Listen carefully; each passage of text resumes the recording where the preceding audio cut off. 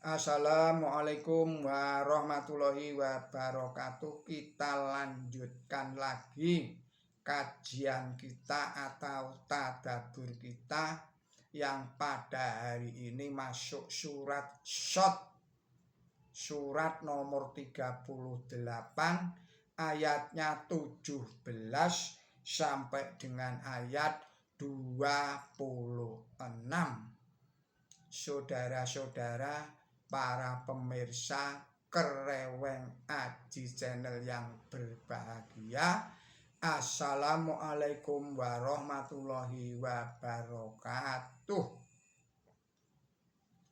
Saya mengucapkan selamat berulang tahun kepada saudara-saudara yang pada hari ini berulang tahun. Semoga Allah Subhanahu wa Ta'ala memberikan umur yang panjang, yang barokah, sehingga Allah Subhanahu wa Ta'ala selalu melimpahkan rezekinya kepada kita semua, utamanya kepada saudara-saudara yang pada hari ini tengah berulang tahun. Juga semoga Allah Subhanahu wa Ta'ala memberikan keselamatan, kesehatan, kebahagiaan, kedamaian, dan ketenteraman lahir dan batin kepada kita semua, utamanya kepada saudara-saudara yang pada hari ini tengah berulang tahun. Juga marilah kita berdoa bersama-sama, semoga saudara-saudara yang pada hari ini tengah sakit, semoga Allah Subhanahu wa Ta'ala segera memberikan kesembuhan, mengangkat penyakitnya. Semoga Allah Subhanahu wa Ta'ala memberikan kesabaran dan ketabahan. Juga saya mengucapkan terima kasih yang sebesar-besarnya kepada saudara-saudara yang telah meluangkan waktunya untuk menonton video ini sembari kita mengkaji dan mentadaburi Quran suci untuk pedoman hidup kita sehari-hari. Dan juga saya memohon dengan penuh hormat, sudilah kiranya para penonton, para pemirsa Kereweng Aji Channel yang berbahagia, serta kaum muslimin wal muslimat yang dirahmati Allah, memberikan subscribe-nya kepada channel Kereweng Aji ini.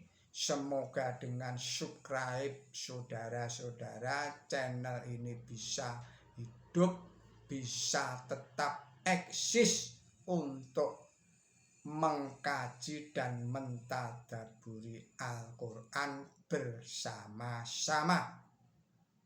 Baiklah, kita lanjutkan kajian kita. Bismillahirrahmanirrahim. Isbir ala saya ulangi lagi. Bismillahirrahmanirrahim. Isbir ala ma yaquluna wadkur abdana Dawuda dal aid innahu awab. Inna syakorna al-jibala ma'ahu yasyabi' nabil asyi wal isyraq wa dhairu mu'urah kulullahu awab wa syaddadna mulkahu wa adainahu hikmata wa fashlal khitab wa hal atakana bahul qashmi idta syawwarul mihrab idda qalu ala dawuda faji'a minhum qalu la taqaf khosmani bagha ba'duna ala ba'din fahkum bainana bil haqqi wala yusadid wabdina illa syawa'is sirat inna hada akhi lahu tis'u wa tis'una na'jatan waliyah na'jatu wahidah wa qala a'filniha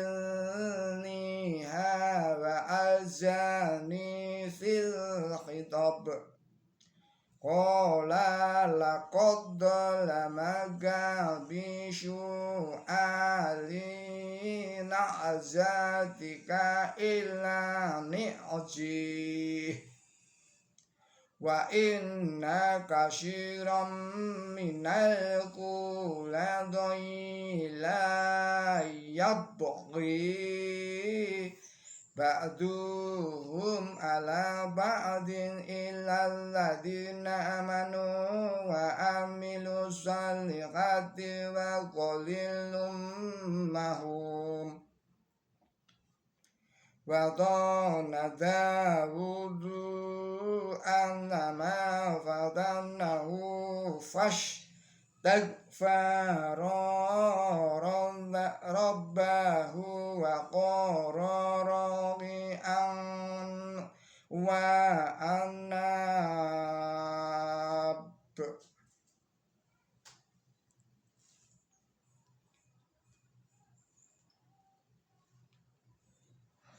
Allahu Akbar. Fa ghafarna lahu dalik wa inna lahu indana la zulfa wa husna ma'ab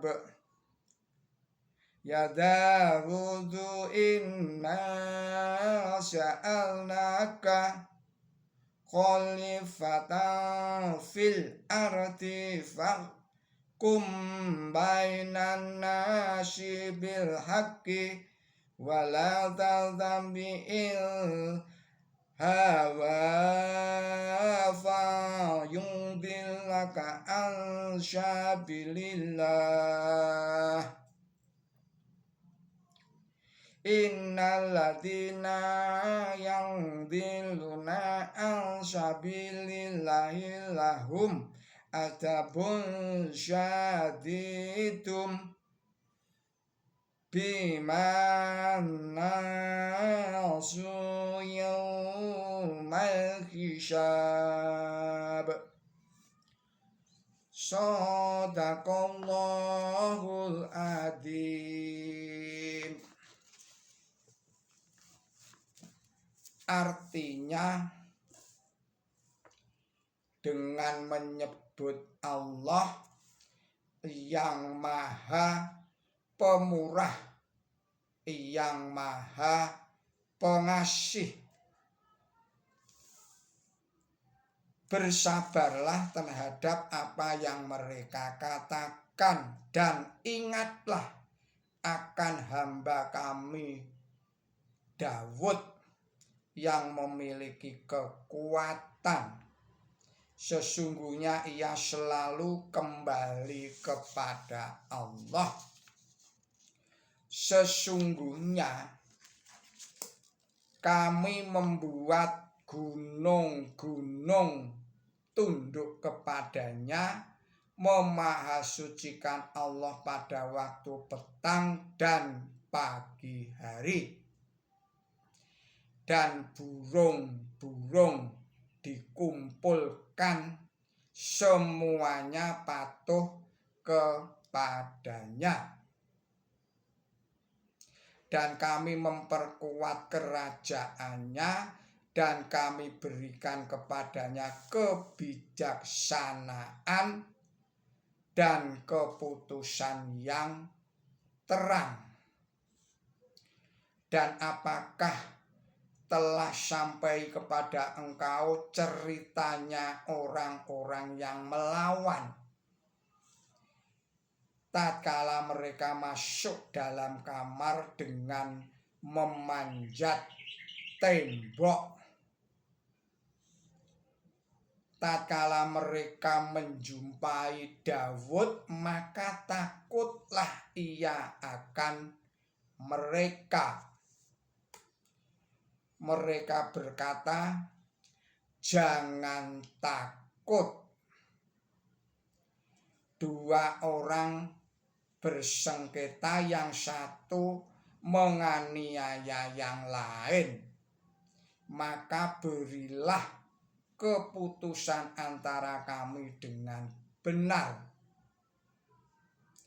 dan janganlah berlaku tidak adil, dan tunjukkanlah kepada kami kepada jalan yang benar.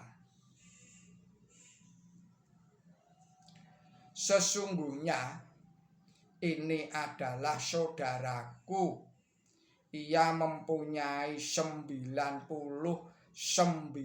domba betina, dan aku mempunyai 1 ekor domba betina. Lalu ia berkata, "Serahkanlah itu kepadaku." Dan ia menang melawan aku dalam perdebatan. Ia berkata, "Sesungguhnya ia telah berbuat lalim terhadap engkau, karena ia telah meminta domba betina engkau untuk ditambahkan kepada domba-domba betinanya. Dan sesungguhnya kebanyakan orang yang bersekutu berbuat lalim satu sama lain, kecuali orang-orang yang beriman dan berbuat baik, dan sedikit sekali mereka itu. Dan Daud tahu bahwa kami menguji dia, maka ia mohon perlindungan kepada Tuhannya, dan ia merebahkan diri sambil berukuk dan kembali kepada Allah.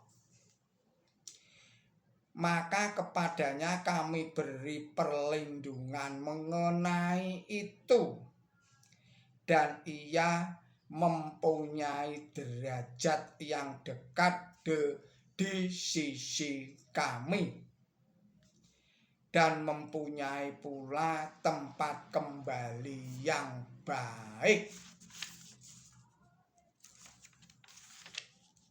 Wahai Daud, sesungguhnya kami membuat engkau sebagai penguasa di bumi, maka berilah keputusan di antara manusia dengan benar. dan janganlah mengikuti keinginan rendah, agar itu tidak menyesatkan orang dari jalan Allah. Sesungguhnya orang-orang yang tersesat dari jalan Allah, mereka mendapat siksaan yang dahsyat karena mereka melupakan hari perhitungan. Demikianlah saudara-saudara para pemirsa Kereweng Aji Channel yang berbahagia, serta kaum muslimin wal muslimat yang dirahmati Allah Subhanahu wa ta'ala. Sekarang kita memasuki penjelasannya.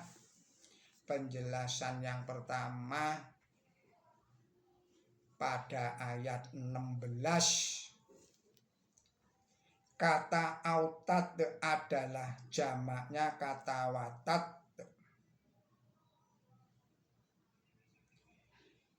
Makna aslinya pasak yang ditanam sekuat-kuatnya dalam tanah. Tetapi kata itu seringkali digunakan secara kiasan. Jadi kata autad al-bilad artinya para pembesar kota, tingkat provinsi maupun tingkat nasional negara. Seorang mufasir menerangkan kata dul autad dalam arti yang menguasai bala tentara, dan biasanya kata itu juga diartikan yang menguasai negara yang kuat. Selanjutnya adalah penjelasan pada ayat 18.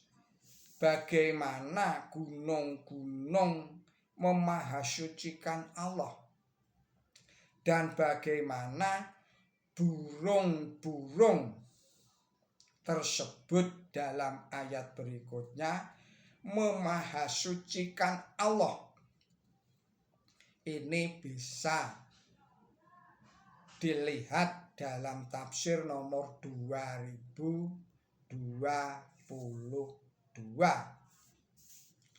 Sekarang penjelasan pada ayat 24. Orang yang menyerang Nabi Daud dengan memanjat tembok adalah musuh-musuh beliau, sebagaimana diuraikan seterang-terangnya di dalam Quran suci. Mereka bermaksud hendak membekuk Nabi Daud secara diam-diam dan membunuh beliau. Tetapi Nabi Daud walaupun merasa ngeri, beliau siap untuk menghadapi mereka, dan dua orang itu karena rencananya gagal, mereka membuat alasan mengapa mendatangi beliau dengan cara yang luar biasa itu. Quran suci tidak menerangkan bahwa dua orang itu adalah malaikat.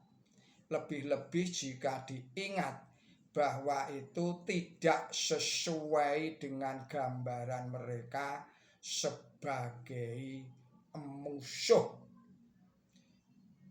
dan memanjat tembok. Dungengan bahwa Nabi Daud berbuat zina dan dua malaikat mendatangi beliau untuk memperingatkan beliau tentang dosa beliau, ini adalah dungengan palsu yang bersifat kanak-kanakan dimanapun itu ditemukan. Dongengan itu ditolak oleh mufasir kenamaan. Beliau berkata, sebagian besar ulama dan orang-orang yang mencari kebenaran di antara mereka menyatakan bahwa tuduhan itu adalah palsu. Dan mereka mengutuk itu sebagai kebohongan dan dongengan yang menyesatkan. Dan pada waktu Khalifah Ali mendengar dongengan palsu itu, beliau berkata, barang siapa menceritakan dongengan Nabi Daud seperti dongengan juru cerita, aku akan menghukum dia dengan 160 pukulan rotan. Dan inilah hukuman bagi orang-orang yang melancarkan tuduhan ini dan ayat berikutnya. Saya ulangi lagi. Dan inilah hukuman bagi orang-orang yang melancarkan tuduhan palsu terhadap para nabi. Kata-kata istaghfaro dan gofarna yang tercantum di dalam ayat ini dan ayat berikutnya tidaklah sekali-sekali menunjukkan bahwa Nabi Daud menjalankan perbuatan zina. Karena arti kata istighfar itu sebenarnya adalah memohon perlindungan dari dosa. Ini bisa disimak di dalam tafsir nomor 380. Nabi Daud mohon perlindungan Tuhan pada waktu beliau melihat bahwa musuh-musuh beliau bertindak begitu nekat terhadap beliau. Adapun yang dimaksud gofarna dalam ayat berikutnya ialah membetulkan perkara beliau. Alasan yang diberikan di dalam ayat itu membuat arti gofaro bertambah terang. Ini termuat di dalam Quran suci surat 38 ayatnya 25. Bismillahirrahmanirrahim. Sesungguhnya ia mempunyai derajat yang dekat di sisi kami dan mempunyai pula tempat kembali yang baik. Dapat ditambahkan di sini bahwa segolongan kaum Israel sendiri memusuhi Nabi Daud dan Nabi Sulaiman. Pemberontakan yang dilancarkan terhadap Rahabeam putra Nabi Sulaiman